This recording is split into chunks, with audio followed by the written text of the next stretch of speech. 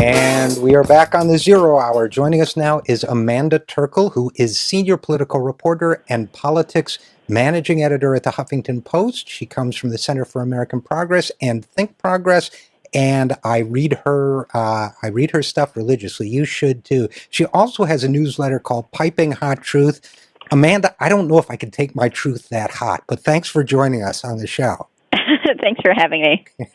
You bet. Now, listen, we wanted to talk Ebola, and I guess more specifically, Ebola madness. You've been covering that story as well or better than anyone. And of the various pieces you've written about it, I guess the one that I think we should start with, because it just shows the madness, I think, that's gripped us, is the teacher in Oklahoma who has agreed to place herself under a 21-day quarantine after she comes back from Africa, even though she's going to a country in Africa that is thousands of miles away from the Ebola epidemic. In fact, let's just get into it.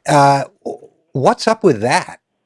Right. She's going on a mission trip with her church, and Rwanda has not had any cases of Ebola, unlike the United States, which has had several cases. And basically, 400 people signed an online petition asking the elementary school where she works to quarantine her for 3 weeks after she comes back. She agreed to quarantine herself, I think, just to sort of lessen some of the fear in her community. But it's a real shame she has to do this. There is absolutely no reason that she has to quarantine herself, because she is not going anywhere near the Ebola crisis. Well, and that to me is the insanity. You know, you make a great point in your piece about this, which is that Oklahoma and Texas are right next to one another, which means that the people in her hometown who filled out that petition are already much closer to active cases of Ebola than she will be in Africa.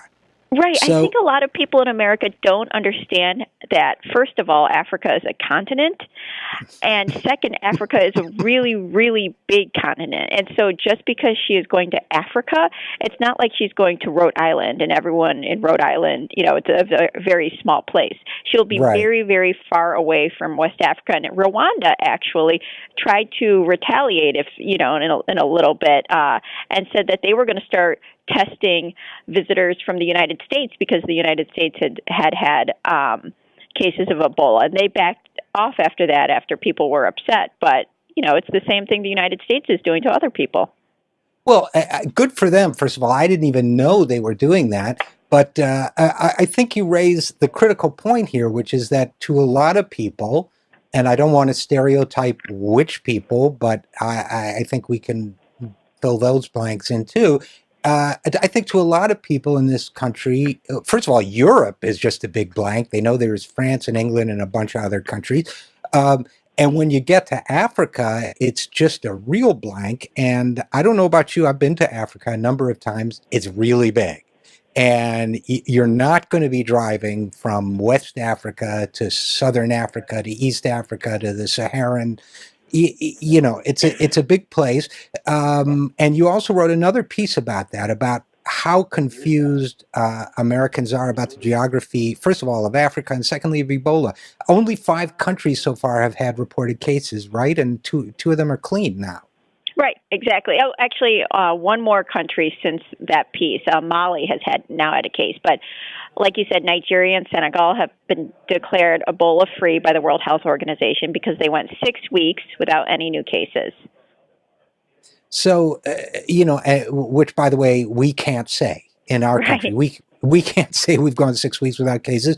The madness has gotten really out of control. And so we've got this teacher. Now, has anybody talked to her, the one who's agreed, even though, it's so ridiculous? Is she basically, like, I picture her just kind of rolling her eyes and saying, okay, I'll be quarantined for 3 weeks. Does she just think they're idiots, or is she being patient and kind, or, I don't know, actually, because her name and her identity have not been released, which I would assume is probably for the better, so that it's not this stigma isn't attached to her. But it's had, I think, worse consequences in other places. There were two boys in the Bronx who I believe had just returned from a trip to Africa, an Ebola-free country, and they were taunted by people in their and by some other kids in their neighborhood. Kids yelled Ebola at them. They were pushing them. They were shoving them. A family in Connecticut is now actually suing because their daughter has been barred from school for 21 days because she just returned from a trip to Nigeria, which is also Ebola-free. So this is happening all over the country now, and it's really taking a toll on many of these families. Well, and which gets us to not just the culture of all this, but the politics of it. As you pointed out, the last time we've barred travelers for having a disease, it was AIDS. Now, in the case of Ebola, you can only get it by touching the bodily fluids of a diseased person, the vomit, the urine, the feces, and so on. And of course, AIDS is transmitted sexually. So, in both cases, it's very unlikely you're going to catch it, for example, on a commercial airplane flight. But still, we do these kinds of travel bans, which gets to, I think, a through line between AIDS and Ebola, which is that there are a lot of people in this country who stigmatize the people who have them, especially back in the days when we did the AIDS ban and there was much wider spread hostility towards gay people. Now we've got, isn't there a racial element to all this? I guess that's where I'm going. Yes, I think you're exactly right. I think, again, people who may be from Africa, even as people who have been born in the United States but have visited Africa and have family there, they are facing this. And I think you're absolutely right that there is a racial element. Obviously, with HIV/AIDS, there was the element that it was all in the that it was the LGBT community was stigmatized, I think, most intensely for this. Right. And there are a lot of similarities now. And I talked to one health expert who said that this ban could actually be worse than the HIV ban because it would apply to a whole region, even people who aren't infected. Right. And we're talking with Amanda Terkel of Huffington Post about the Ebola madness that's gripped us. And of course, just pivoting in our last couple minutes to the political aspect of this, we've got a president who many of, I would say, the same people suggest is secretly African. You have this sort of fear of African infiltration or infection or whatever, this, of a very racist subtext, I would say. But also we have a lot of politicians, including at least one prominent Democrat, Andrew Cuomo, governor of New York, but Chris Christie most notably, who are willing to overrule the health experts and the doctors. Are they grandstanding? Are they trying to capitalize on this human tragedy? What's behind the politicians who are issuing quarantine orders and that sort of thing? Well, I think it's unfortunate that this is happening right before an election season, or during an election season, right before the midterm elections.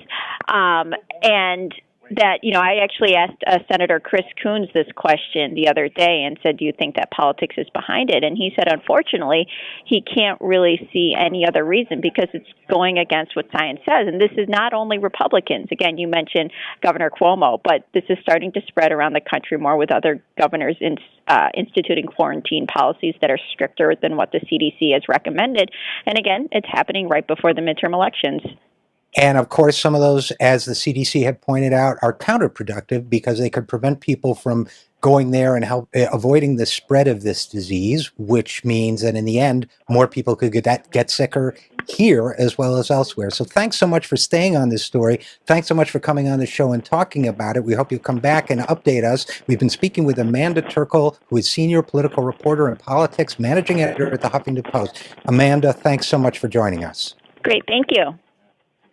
And we will be right back after this. I am Richard RJ Eskow, and this is The Zero Hour.